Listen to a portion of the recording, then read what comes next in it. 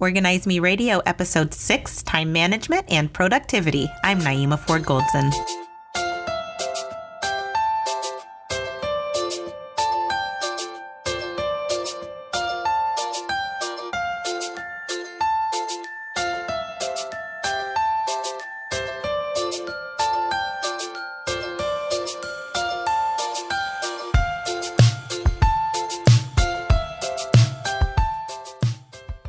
Welcome everyone to Organize Me Radio. I am here with productivity coach Zamare Hill of Mom Suite on YouTube and Facebook. Welcome. Thank you. Thank you for having me. All right, so we are going to talk about time management and productivity, and she is the expert. So tell us, how did you become a productivity coach? When I was working, one of my managers a long time ago, was my first job. She was like a really good organizer, and I always had been an organizer, but she kind of brought it to another level. So through that, I kind of got some strategies and that sort of thing. And I was working in marketing. I decided to start my own professional organizing business, and I started to organize moms, mostly women, working women for the most part, mothers, because they needed the help the most. And what I found was a lot of them, it wasn't just that they had a lot of clutter, they didn't have time to even address the clutter because their schedules were so busy. So I started to kind of let go of the organizing a little bit and really focus on the time management and how they were spending their time, because if they had more time, they would address more things in their home. Okay, so I definitely can relate with being a mom and having kids, and it just feels like you never have enough time. Yes, I can relate as well. So what is the biggest mistake people make when it comes to time management? I think not setting their priorities before they create their schedule. So you have to prioritize first. So just really know what your priorities are. Like, is it your business, or is it, doing certain things with your children or at home? Once you set those priorities, then you plan. Then you set your schedule and you set those things first, because what will happen in life, appointments will come up, opportunities will come. And then if you don't have that filter of priorities to know what to say yes to and what to say no to, you wind up saying yes to things that are not in line with your priorities. So it's really important for you to set your priorities first. And I don't think a lot of people do that. They just take on additional tasks that are not in line with what they really truly want to do. So someone who maybe says yes to a lot of things, yes, how would you tell them, what would be the first step to set a priority? What if they have no idea, how to set priorities? Okay, so they could probably just look at what they're currently doing. So if they feel really overwhelmed, look at what they're currently doing. I know I had this experience at work, because I was a teacher as well at one point, and I had taken on a lot of extra tasks, and I was, pregnant, about to have a baby, so I couldn't do everything at once. So it really made me focus on what was the most important, the things I enjoy doing, maybe things that would bring me the most income, whatever gauge you're going to use to decide what is your priority. Then you look at everything, however you're spending your time, and things that, if it doesn't bring you joy, create, some level of income maybe in your life that you need, you could just eliminate it. So go line by line and say, I don't need to do this anymore. It's not bringing any value to my life. What's bringing value? What's bringing you joy? And if it doesn't bring you any of those things, you really need to let it go. And that's as simple as, people are scared to do this, but I know at the time, I just emailed my principal and I said, I'm not doing, I had a list of things I can no longer commit to. And I gave them, at the end of the semester, please find somebody else to do it, because you don't have to take on all the things that you're currently taking on. So it sounds like one of the most important things with setting priorities is not being afraid to say no, which I feel like a lot of women don't really say no. And then the best thing I've learned, I don't know who said it, but they said if you say yes to something, you're automatically saying no to something else, because you can't do everything. So just know that in the back of your mind. When you commit yes to something, you're saying no to something else. And usually for women, like we said, it's ourselves, because we're, setting everything else out there and we're leaving ourselves last. So just think about that too. But again, if you set your priorities, when those opportunities come for you to be on the committee or the bake sale or the PTA, you just know to say no. And then, or you say, how else can, so if school is important to you, but you don't know, how you need to contribute, then you kind of think, what would be best for me? How best can I contribute ahead of time before you're voluntold to do something? Because I get calls all the time from the PTA asking me to do certain things. And what you can do is just tell them, these are the capacities that I'll be best in. Like, I'll be good at organizing something. My Fridays from 10 to 12 are free. And then they know exactly, when they could, use you to your best ability or where your strengths are. And that's what they'll call you for, instead of calling you for, everything. So just kind of say exactly what you're willing to give to whatever situation. And then when those opportunities present themselves, then you can take advantage of it. So why does it seem like there's never enough time? I think we just try to do too much, like especially women. We try to do too much. You can't, what they say, you can do anything, but you can't do everything. Right. Yeah, so you can do anything, you can't do everything. And I think sometimes we think we can do everything, and usually it's gonna come out in our health. Like, something's going to slow you down, be it a car accident, be it your health is gonna start to fail, or you'll forget things or forget appointments, or your kids will start looking at you crazy saying, you're not coming to my program, or you're not doing this, or why you sleep when we need to do something. Yeah. So in some part of your life, you will see that you're not using your time to the best of your ability. So we're over committing. That's why you have to really, again, prioritize and say, these are the things that are important to me, and also leave some white space for other things to happen. You can't schedule every minute or every hour of your day, but it's really because you're over committed, and you have to back up from that and, not commit as much in every area of your life. And I can really relate with that, because in 2018, I was just doing so much, everything for my kids, my business, my husband, right. Everything. Mm-hmm. And then I got slowed down because I was diagnosed with a heart condition, and I had no choice but to regulate my stress levels. Mm-hmm. And it really made me reevaluate what was important. So y'all don't want to be like me. Don't Get it together before your health fails because of it. Your body will tell you, your head will tell you. You'll know, because you'll feel tired. You'll feel exhausted by everything you're doing. So you'll know, and hopefully you don't have to get to that point. But some women have to wait till they get to that point where their health is failing before they pay attention to it. So what can people do to maximize their time to be more productive? You definitely need to plan ahead. So you want to plan your month in advance. You want to plan your week in advance. So every month, my whole family sits down. We have a family meeting where everybody's calendars are discussed, all activities for the month are discussed, and everything is kind of delegated out as to what you're going to do. And then every Sunday, I'll spend some time by myself planning the week ahead. So the month is pretty much done, but then you want to kind of see what changes need to happen during the week and really plan your week ahead. You can't do it in the moment. When you make in the moment, you make emotional decisions, and they're not really planned out well. So if you have that time, that quiet time to yourself, maybe an hour, 2 hours to plan the week ahead, you're making more strategic decisions. You're not making emotional decisions about what to eat or what to buy or what to do today. You've kind of planned it out ahead of time. As a coach, do you see people sabotaging themselves when it comes to their schedules?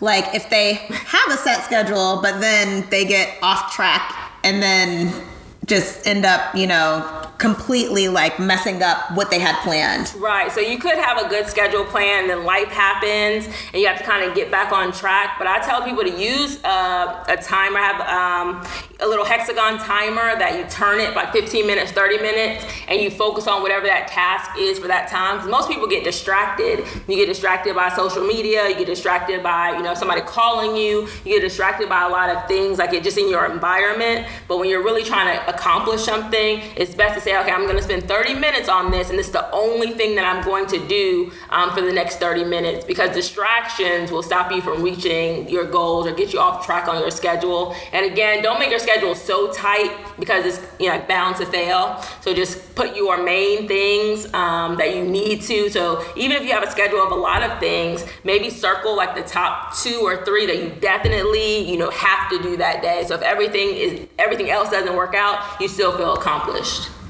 Okay, so you mentioned the timer. What are some of your favorite time management products or tools? Okay, so the timer, that's a very specific timer. I don't have a picture of it. Maybe Naeemah could put a link to it below. But it's basically a timer that allows you to just turn it. Instead of like setting it, you can just turn it to what you need for whatever task. So it goes 5 minutes, 15 minutes, 30 minutes, 45 minutes, or 60 minutes. And so it really allows you to not get distracted and, really focus on that one task. I also love a lot of planners. I'm not going to talk about any planner specifically, but find the planner that works for you. I like a paper planner better than I like an electronic planner. But again, if it's working for you, then go ahead and do it. The reason why I do like the paper planner, because it allows you to you remember things more when you write them down. So you're writing down and you're planning it. So it kind of sticks in your brain as to how you planned your week ahead of time. Those are my two main things. For moms, I love a closed door. So kids know exactly what you're doing. You have to have a space where if you're doing something that, husband's at home, kids are at home, and you need to focus on something, you gotta have that door closed, and they need to know that you're working. Because sometimes, especially if you're working from home, children don't see that difference. Like, mommy is there 24/7. Right. So they have to be told, like, even though I'm working from home, I'm still working, and I need some time to focus. And tell them I'll be in here for 30 minutes, I'll be in here for an hour, please do not knock. So you have to have some kind of, system in place, even in your household, when you really need to get something done. On the lines of, having a schedule and being productive and everything, you often hear a lot of successful people say they'll sleep when they die. Okay. What do you think about sleep? Do you think it's necessary to miss sleep to be successful? No, I think you should to work at your optimal capacity, like as far as your brain will stop functioning unless it's rested. If you've ever tried to make like a whole bunch of decisions when you're tired, you kind of feel overwhelmed, you can't get it done.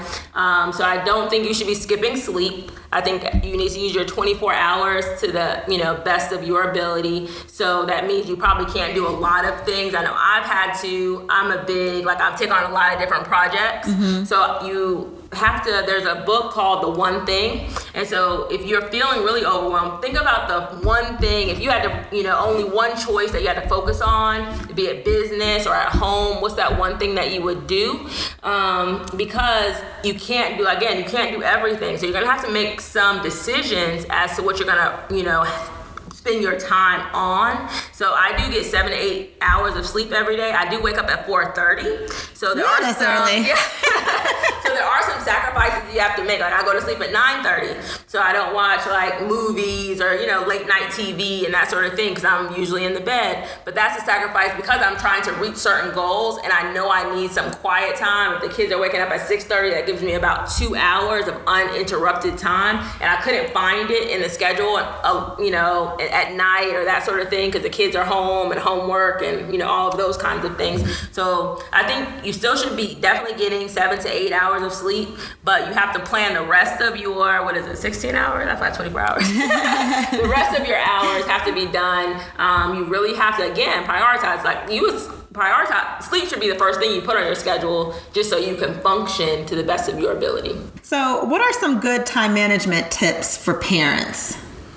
For parents specifically, your kids got to be on a schedule and you have to be on a schedule because I know, my kids have freedom, but there's a general schedule of what they're doing after school. So it may be, okay, you're coming home from school, you have snack and free time. So you can do whatever you want, but then your homework needs to start at this time. So it's freedom. So it's not every minute's not planned, but there's a time when one thing stops and the other one starts. So everybody has to be on a plan. And then maybe on Saturdays, you have no plan. Maybe there's nothing going on. But on times where, everybody's working or going to school, you have to be on a schedule because when you're not, kids wake up late. That makes you late. It makes you frantic getting out the door. And you don't want to be so frantic that you forget to even hug your kids or kiss your kids out the door. Like, hi, have a good day. Kind of pushing them out the car. Like, go. Like, I've had, go get out the car. Yeah. Like, that's the last thing I've said to my child because we're running out the door. Mm. So you want to have those moments where you're not in a hurry. You're not in a rush. You never know. I think about the moms,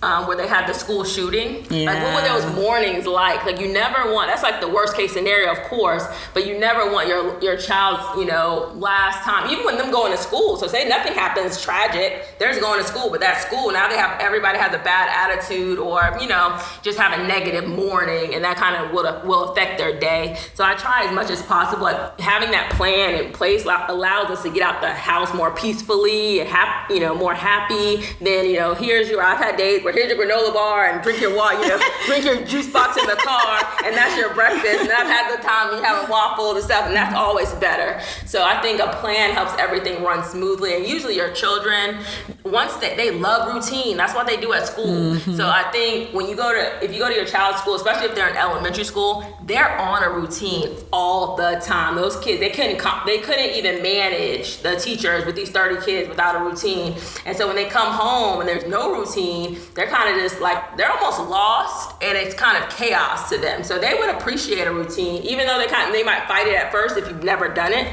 but they'll probably appreciate it because kids like to know what's coming next. How can we make sure our kids have the opportunity to lead productive lives? What can we do as parents to assist them?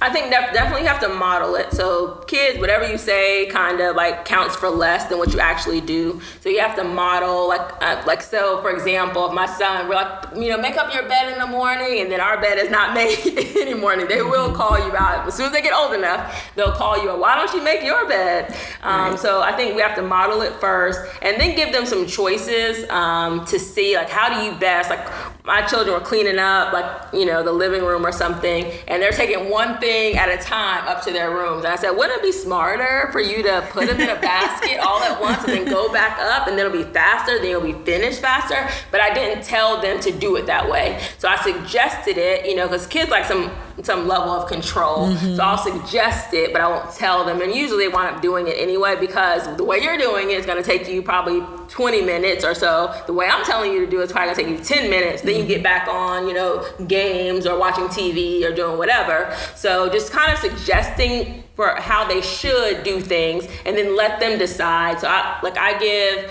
husband and I give the kids a little bit of choice of how they're going to do it, but like say, I don't care if you get dressed first or do this first. All of these things need to be done. You have to be downstairs, by 6:45, and you figure out how you're going to do it. And if they can't figure it out to get down at 6:45, then we say this is how you're going to do it, if that makes sense. So just give them some freedom to do it, and let them know, and also let them know, even young, how their actions or how them being organized can affect the entire family. So for example, my son's book bag sometimes doesn't look the best, and we make him take everything out on Fridays and kind of organize it and get it ready for the week. Because if he can't find something in the morning, he's going to delay, his father from getting out the door, from catching the bus. Then it makes everybody late. Then I said, your father can lose his job. Oh, no. So they just want some kind of consequence where they see lack of organization has consequences. Mm-hmm. Okay, that was good. So how do you feel about kids and chores? Because once my husband posted on Facebook about, we were trying to figure out what kind of chores to give Ethan, because Ethan is 8 years old now. Yes. And he's wanting money. And we ended up giving him chores. His chores are to take out the trash and to check the mail, and which are pretty easy, right? Very age appropriate. Yes. But a lot of his Facebook friends were saying things like, I'm not gonna I'm not going to pay my kid to clean up, things like that. But we really did just want to, establish a level of responsibility to know if you work, you can get paid. Yes. But you gave really good advice on that post. I think I'm trying to remember what I said at that point, but I don't this is my thing. I've heard it both ways. Some people, like Dave Ramsey's of the world, they tie chores to money. And then some people don't tie, like they separate it all together. Like when I grew up, I didn't get an allowance at all. I always wanted one, but never got one. I didn't get one either. You just had to clean up. You just had, that was like the expectation was you clean up your stuff. You clean up the room. You do the dishes as soon as you got to a certain age. So I think I'm kind of old school in that. Like that's what you do. Like that's part of being in this family. That's part of you want clean dishes. dishes, or you want, you don't want stuff to get dirty, you want clean clothes. Like, these are things that I'm doing to support the family. I'm washing clothes, I'm cooking dinner, I'm doing this. These are the things you're doing as part of the family now that you're old enough. So, because I think it could, I'm not saying it will, but it could backfire where they're like, I don't need any money, because they pretty much, your kids got everything they need. They got food, shelter, whatever. If the child stops valuing money, then they're gonna stop doing the chores. So I think there has to be an expectation. I think Dave Ramsey said it this way. He said, because he does pay his children for certain things, but if they didn't do it, it was still the expectation that it had to be done. Mm-hmm. Even if they got the money or not, it still had to be done. So it has to be some other consequence. So, you do the chores, and if you didn't do it, maybe you don't go outside, or, there's some other consequence other than just the money. Because if it's just the money, our kids may not do anything. Right. So I do have chores that is about to be 2020, so they get a new chore list every year because they're a year older. So I'm updating it so they all have zones. So somebody's gonna be like the living room hallway, and the other person's gonna be the family room kitchen area, and they'll be responsible for making sure that's tidy for the week. But they do also get allowance. Now, if they didn't do their chores, they probably wouldn't get their allowance either. So I guess I'm tying it to it a little bit. But if they didn't, there'll be other consequences. Like, you're not going to be sitting here watching TV in the messy family room. So I think whatever works for your family, but just make sure that they know that they're doing it because the advantage is having a clean house, or an organized house, or a tidy house. So how do you feel about kids and extracurricular activities? Because I feel like there are some parents who live for extracurriculars, especially for kids that are in elementary school, who might not even, take it on when they're in high school or college or anything like that. What do you think about? I think elementary school is definitely the experimental phase. Like, let them try things, especially if they can do it at school. So it's not like you have to take them somewhere else. So they have a little art club, or maybe they'll have a little small basketball camp or something. Mm-hmm. So let them try something. I know our kids have been in different things at different times, but once they show some genuine interest in something, then that's when we go ahead and invest, like outside of school or outside of that one rec league or something like that. But they do have to choose. Like, I know at one time we had one child in gymnastics, the other child in baseball, and baseball had 2 practices, 1 game. Gymnastics had, I think, 2 gymnastics practices. So it's almost every day that you're doing something, and that wasn't working for our family. So because we were never home, and so the home, the house started to go down, and we were eating on the run and all of those kind of things. So it wasn't working out for us. So what we did when baseball season was in, the other child didn't do gymnastics. They had to do after baseball ended, and the same thing. So when baseball ended, the other child didn't do anything. We're at a time now that the gymnastics child, my daughter, started to do tennis, and January's coming up. She's gonna have to choose either gymnastics or tennis for like the first part of 2020, and then we'll probably make it a camp or something she can go to. So say she chooses tennis, she'll probably do a gymnastics camp for the summer. So they're still getting that exposure, they're still getting it, but until they have genuine interest, and this is how I know they have genuine interest, when they're practicing or they're working on it without you asking them to. Okay. Like, she'll come home and do backflips and work on stuff and YouTube stuff and how to do cartwheels and how to do back bends without us encouraging it. So she really, really enjoys it, really likes it. Same thing with my son in baseball. He'll go outside and throw balls and catch balls by himself for hours. So then we'll put our money, behind that and our time behind that. But if it's just exploratory stuff, if they have it at school, then we try to do it that way. So it's not an extra thing to do. So I think at the most 2 activities at a time for a child is probably plenty. And there's so many things online too you can do if you want to just expose your child to different things. Maybe they can take a class for an hour or something online if you just want them to do something. But a lot of that has to do with parents, wanting to do stuff that you never had the opportunity to do with your child and want to do it in the first place. So check yourself and maybe sign yourself up for it before you try to just give your children all of that. I think that's good, because there's nothing worse than wasting time and money. Right, exactly. All right, so what are your top 3 tips to help with time management? Okay, this is something I learned a while ago, but it was eliminate, automate, delegate, and concentrate. This from some book, so I didn't think of it myself. But for everything that all the tasks that you have, kind of go through this funnel. What can I automatically eliminate from my life? And that's a lot. I think people could probably eliminate 50% of the things that they do. They probably can eliminate. So going into 2020, again, write down everything that you do, every responsibility, every committee that was something that you put on yourself, either at work or at home or wherever. Like, what's something that you're doing that somebody else could maybe be, like, you don't have to even do. I'm trying to give you an example. Like, say you join the committee at work for, I don't know, birthdays or something like that. You can just quit that. You don't have to keep on doing it. Or if you've done it for a little while, maybe it's time for you to move on and somebody else to take it over. So figure out what you can eliminate. Then you want to delegate. So you want to figure out who else can be doing it. I know a lot of women are starting to get house cleaners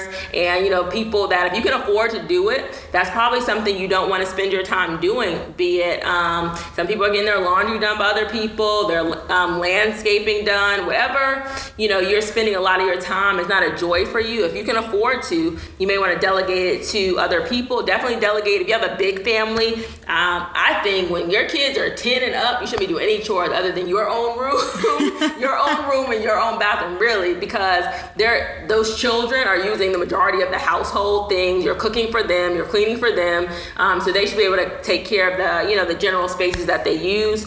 So definitely delegate things out that you still have to do, and then automate some of your things. So either if you're doing the same thing over and over, create checklists so things just get done automatically. It's kind of like back in the day, people used to do online bill pay. Now we automated our billing where everything just gets paid automatically. So, and chores are a way of automating something for our children. When we take our time and we write down, so say there's a chore that they're doing, we create a checklist from it and they just know to go to that checklist and get it done. That's automating it. So, it's something you're not spending the time doing anymore because you've given that task to them. And then the last thing is the few things that you have left after you go through the eliminate, automate, and delegate, you really concentrate on, because those what's left over are things that you should enjoy, that you just have to do by yourself. And then, you should have a lot of extra time to fill in the things that you love to do. I know every year I write a list of things that I really like to do, and I try to spend that time doing it. And even if nobody else likes to do it but me, that's something I would prioritize in that concentrate area. So, you have to just know that you're 100% in control of your time. Even if you feel like you're not, you really are. Okay. So what do you want people to take away from this conversation? I think the last thing that I said, that you have control of your time. You really, really do. Even if you feel like you don't, be it at work, you're like, I have to be at work at this time. I have to be at, you could, make sure you have to get your work done, but nobody's telling you exactly how to do it. So you find ways that you could be the most productive in that. You find, the extracurricular, you don't have to be doing all these extracurricular activities. What can you eliminate? Bring the family together. You may find that the kids don't want to do half of the stuff you got them in anyway, so you can back up and not do all of those things. You don't have to cook dinner every night. Maybe I know a lot of people got the thing with Carolyn, you plan your meals and maybe you cook 3 nights a week and then you double up those meals for the rest of the night. You don't have to have hot meals. Like sometimes we have salad nights and you just have salad. You're not on the stove, you have salad and stuff like that. So, you don't have to do the things that you're doing the way you are doing them. So you have that control. You just have to, take it over. And it takes some time to kind of think it through, especially if you're kind of just running, all the time. Until you take a step back and really look at what you're doing, you're going to struggle a little bit because it's going to take you time to really get a good view of what you're doing every day. One of my time management things is putting my phone on do not disturb when I'm trying to get something done. And I really only put my husband's phone number could ring through that I would hear it. Everybody else would kind of go to voicemail or go to something else. So that's one. If you really, want to avoid distractions, use the do not disturb on your phone. That's a great tip because a lot of people are always looking at their phones. Right. They could be doing something important and then you walk by them and they're looking at Facebook. Right, yes. So, use that do not disturb because distraction is a big time why you feel like you never have, progress on what you're doing. All right. So it sounds like we all got some work to do in 2020. Yes. But it'll be good. It's this decade. It's a whole new decade. So it's even, bigger. I love New Year's because you have a fresh look on the year. And, so this is, if you were going to do it any time, do it now. So you spend the next decade just in control of your time and doing more things that bring you joy. All right. So how can our listeners find you? They can find me on Facebook. Just put in The Mom Suite. On YouTube, The Mom Suite. You can reach me at The Mom Suite at gmail.com if you want to contact me directly.